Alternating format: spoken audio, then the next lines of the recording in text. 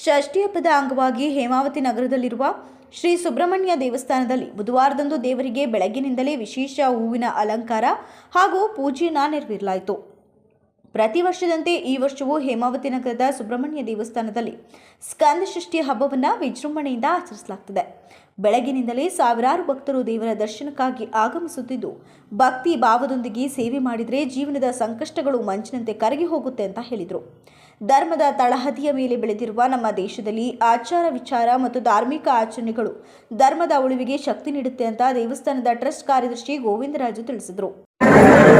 ಶ್ರೀ ಸುಬ್ರಹ್ಮಣ್ಯ ಸ್ವಾಮಿ ದೇವಸ್ಥಾನ ಹೇಮಾವತಿ ನಗರ ಹಾಸನ ಟ್ರಸ್ಟ್ ವತಿಯಿಂದ ಇಂದು ಮಹಾಷಷ್ಠಿಯನ್ನು ಬಹಳ ವಿಜೃಂಭಣೆಯಿಂದ, ಅಂದರೆ ದೇಗುಲ ಪ್ರಾರಂಭವಾಗಿದ್ದು 2000ಕ್ಕೆ, ಇವತ್ತು 2025, ಅಂದರೆ ಈ 25 ವರ್ಷಗಳ ಕಾಲ ರಜತ ಮಹೋತ್ಸವದ ಮಹಾಷಷ್ಠಿಯನ್ನು ವಿಜೃಂಭಣೆಯಿಂದ ಎಲ್ಲ ಹಾಸನ ಜಿಲ್ಲಾ ಭಗವದ್ಭಕ್ತರ ಒಂದು ಸಹಾಯದಿಂದ ಒಳ್ಳೆಯ ರೀತಿ ಆಯೋಜನೆಯನ್ನು ಮಾಡಿದ್ದೇವೆ.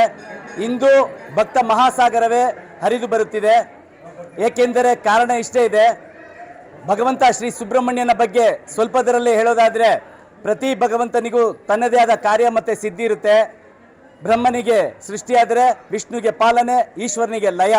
ಆ ನಿಟ್ಟಿನಲ್ಲಿ ಹೇಳೋದಾದರೆ ಪರಮಾತ್ಮ ಶ್ರೀ ಸುಬ್ರಹ್ಮಣ್ಯನಿಗೆ ನಮ್ಮ ಮನುಜರ ದೈನಂದಿನ ಸಮಸ್ಯೆಗಳು, ಅಂದರೆ ಮದುವೆ ಆಗದೆ ಇರೋವಂಥದ್ದು, ಮದುವೆ ಆದರೂ ಮಕ್ಕಳು ಇಲ್ಲದೆ ಇರೋವಂಥದ್ದು, ಮಕ್ಕಳಿದ್ರು ಅಂಗಮ್ಯ ವಿಕಲ ಮಕ್ಕಳು ಹುಟ್ಟುವಂಥದ್ದು, ಮತ್ತು ಆಗಾಗ ಭಯಂಕರ ಕಾಡೋ ಅನಾರೋಗ್ಯ, ಎಷ್ಟೇ ಪ್ರಸಿದ್ಧ ವೈದ್ಯರಿಗೆ ತೋರಿಸಿದ್ರು ಸಹ ವಾಸಿಯಾಗದ ಕಾಯಿಲೆಗಳು, ಮತ್ತು ನಿರುದ್ಯೋಗ ಸಮಸ್ಯೆ, ಮುಖ್ಯವಾಗಿ ಎಷ್ಟೇ ನಮ್ಮ ಅರ್ಹತೆಗೆ ತಕ್ಕ ಕೆಲಸ ಇರಲಿ, ಅರ್ಹತೆಗೆ ಕಮ್ಮಿ ಮಾಡ್ತೀವಿ ಅಂದರೂ ಆ ಕೆಲಸವೂ ಸಿಗದಲ್ಲಿರೋ ಒಂದು ಶೋಚನೀಯ ಪರಿಸ್ಥಿತಿ, ಮತ್ತು ಅಕಾಲಿಕ ಮರಣ, ಮತ್ತು ಸರ್ಪದೋಷ, ಇದರ ಪರಿಣಾಮ ಏನು ಅಂದರೆ ಚರ್ಮವ್ಯಾಧಿ ನಮಗೆ ಬರುತ್ತೆ.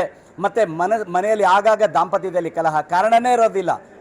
ತುಂಬ ದೊಡ್ಡ ಪ್ರಮಾಣದಲ್ಲಿ ಕಲಹಗಳು ವಿಪರೀತಕ್ಕೆ ಮುಟ್ಟಿ.